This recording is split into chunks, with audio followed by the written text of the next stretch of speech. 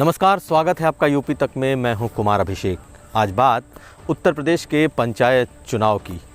पंचायत चुनाव में आज मतगणना का दौर चल रहा है और तमाम नज़रें इस ओर टिकी हैं कि पंचायत चुनाव में कौन बाजी मारता है, यानी कि उत्तर प्रदेश के सियासत के इस सेमीफाइनल का हीरो कौन है, कौन सी पार्टी है जो इसे जीतने जा रही है। फिलहाल ये मतगणना चल रही है और मतगणना अगले 24 घंटे तक और चल सकती है। पूरी रात ये मतगणना चलेगी क्योंकि ये त्रिस्तरीय चुनाव है और इसमें 4 बैलेटों की गिनती होनी है। लेकिन एक जो जिला पंचायत सदस्य का चुनाव है, सभी नज़रें उसी पर टिकी हैं क्योंकि इस पर तमाम पार्टियों ने अपने उम्मीदवार खड़े किए हैं। लेकिन इस बार लोगों की नज़रें इस पर इसलिए भी सबसे ज़्यादा टिकी हैं क्योंकि जो पश्चिमी उत्तर प्रदेश है, जहाँ पर सबसे बड़ा किसान आंदोलन उभरा था कृषि कानूनों के खिलाफ, जहां पर जाटों की नाराज़गी सामने आई थी, क्या वो जाटलैंड, क्या वो पश्चिमी उत्तर प्रदेश जो कि बीजेपी का गढ़ बन चुका था, क्या वो बचा रहेगा या फिर बीजेपी का वो किला ध्वस्त होगा।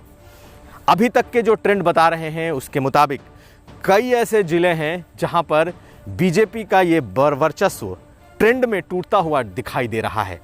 जैसे बागपत में 20 सीटों में 15 सीटों पर अकेले आरएलडी अभी तक लीड कर रही थी। उसी तरीके से मथुरा में भी आरएलडी आधी से ज़्यादा सीटों पर लीड कर रही है। तो ये क्या ट्रेंड बताता है?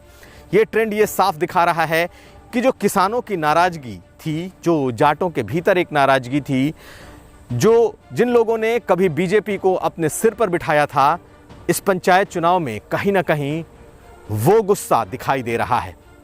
और अगर पश्चिमी उत्तर प्रदेश का ट्रेंड यही रहा तो बीजेपी के लिए सियासी रूप से ये नुकसानदेह साबित हो सकता है। हालांकि बुलंदशहर, अलीगढ़ ऐसे शहर हैं जहां पर भी जाटों का प्रभाव है, लेकिन वहां ये प्रभाव अभी तक कम देखने को मिला है। लेकिन सहारनपुर, देवबंद, मेरठ, मुजफ्फरनगर ऐसी जगहों से अभी पूरी रिपोर्ट आनी बाकी है। लेकिन जो खालिस तौर पर माने जाते हैं जाटलैंड, जैसे बागपत एनसीआर से सटा हुआ इलाका है, उत्तर प्रदेश का जिला है, दिल्ली के नज़दीक है। इसके बॉर्डर पर जो किसान आंदोलन है वो सबसे ज़्यादा दिखाई दिया है। उस जगह पर जो इस वक्त का ट्रेंड है वो इस ओर इशारा कर रहा है कि किसानों की नाराज़गी इस चुनाव में परिलक्षित हो रही है। अगर ये ट्रेंड चलता रहा, ये ट्रेंड बढ़ता रहा तो बीजेपी के लिए मुसीबत का ये सबब बनेगा। हालांकि ओवरऑल ट्रेंड में फ़िलहाल बीजेपी आगे दिखाई दे रही है, लेकिन ये आधिकारिक ऐलान नहीं है। ये अपने रिपोर्टर्स के द्वारा जुटाए गए जो हमारे इन्फॉर्मेशन है, हम उसके तहत बता रहे हैं।